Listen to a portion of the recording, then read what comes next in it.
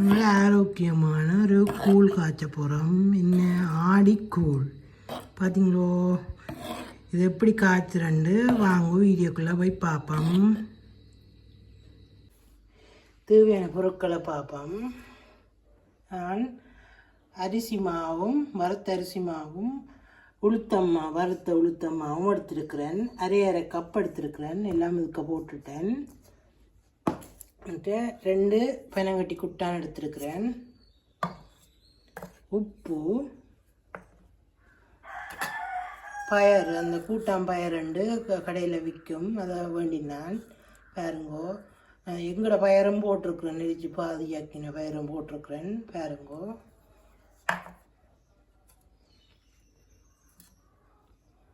பால், 1ஆம் பால், 2ஆம் பால், தண்ணி எடுத்துருக்கிறேன்.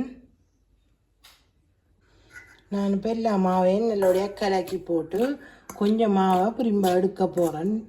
எடுத்து அந்த குட்டி உருட்டுறதுக்கு எல்லா மாவும் கலந்துட்டேன். உப்பெல்லாம் போட்டுட்டேன். உப்பு கொஞ்சம் போடணும், சுவைக்காண்டி உப்பு போடுறது. நான் இப்போ இந்த சட்டிக்குள்ள எடுக்க போகிறேன் கொஞ்சம் உருட்டுறதுக்கு.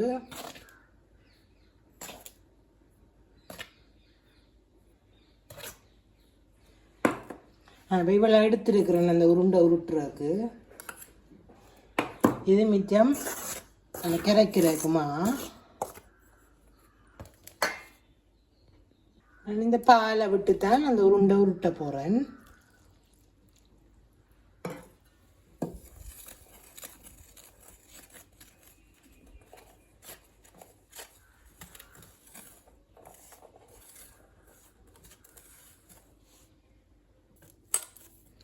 பாருங்கோ, நல்லபடியாக உருட்டிட்டேன். இனி இதை குட்டி குட்டியாக உருட்ட போகிறேன்.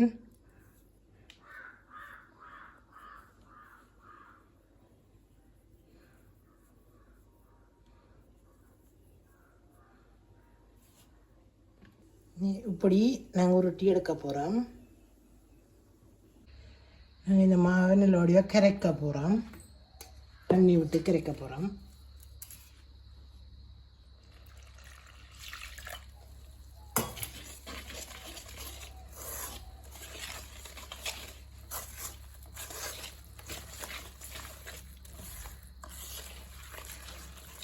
இங்கே விரும்பினா பால் விட்டும் கரைக்கலாம். நான் பாலும் கொஞ்சம் விடுறேன்.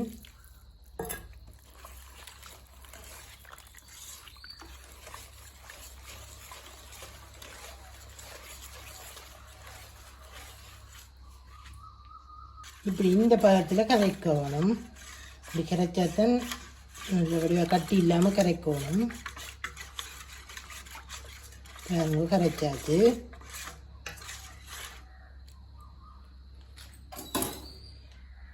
வச்சிருக்கிறேன். நான் முதல் 2 பொருட்களை சொல்லாமல் விட்டுட்டேன். 3 பொருட்களை சொல்லாமல் விட்டுட்டேன். ஏலக்காய் அரைச்சி வச்சிருக்கிறேன். மற்றது மிளகு அரைச்சி வச்சிருக்கிறேன். மற்றது தேங்காய் சொட்டு வெட்டி வச்சிருக்கிறேன். நான் இப்போ ஒரு பானை எடுத்திருக்கிறேன். இந்த பானையெல்லாம் கூழ் காய்ச்ச போகிறேன். முதல்ல நாங்கள் தண்ணி விடுவோம்.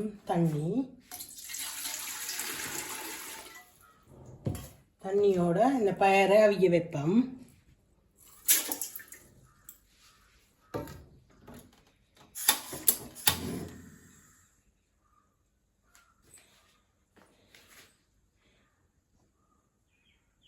இதோட உப்பும் போட்டு அவிய விட போகிறேன்.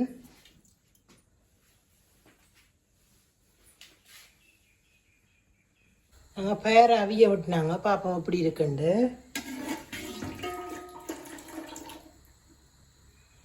பாருங்க, நல்லா அவிஞ்சிருக்கு. இனி நாங்கள் இதுக்குள்ள மாவை கலக்க போகிறோம். கரைச்சி வச்சுக்க மாவை விட்டு கிண்ட போகிறேன்.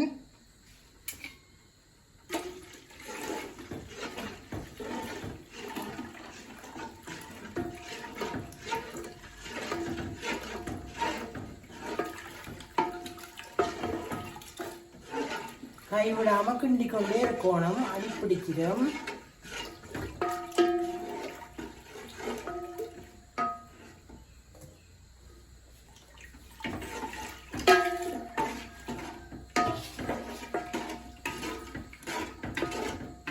நாங்கள் இதுக்கு பால் விட போகிறோம்.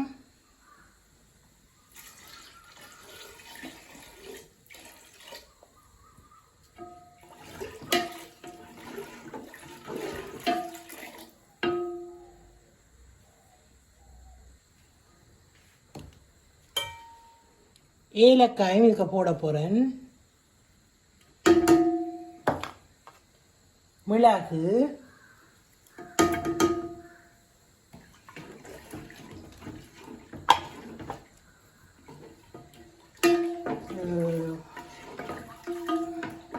தேங்காய் சொட்டு,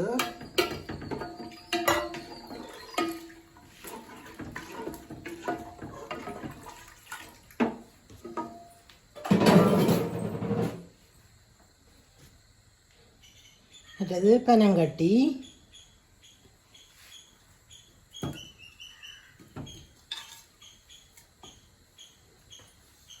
நல்லபடியாக கைவிடாமல் கிண்டிக்கொண்டே இருக்கணும், அடி பிடிச்சிடும்.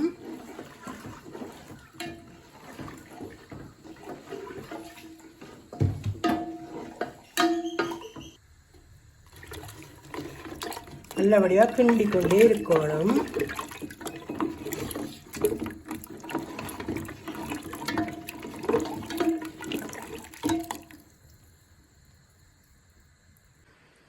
நாங்கள் இனி இந்த உருண்டையை போட போகிறோம். இதுக்குள்ள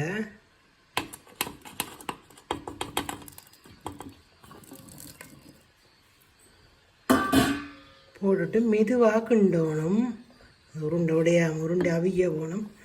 மெதுவாக கிண்டோணும்.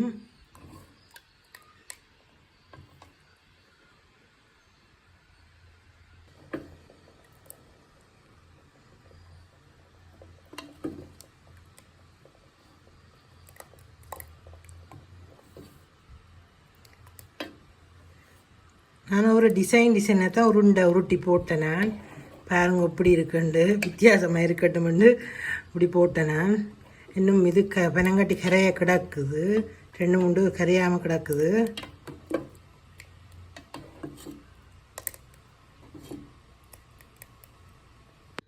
பாருங்க கூழ் காய்ச்சியாச்சு, எப்படி இருக்குன்னு பாருங்க. நீங்களும் இதுபோல் செய்து பாருங்க.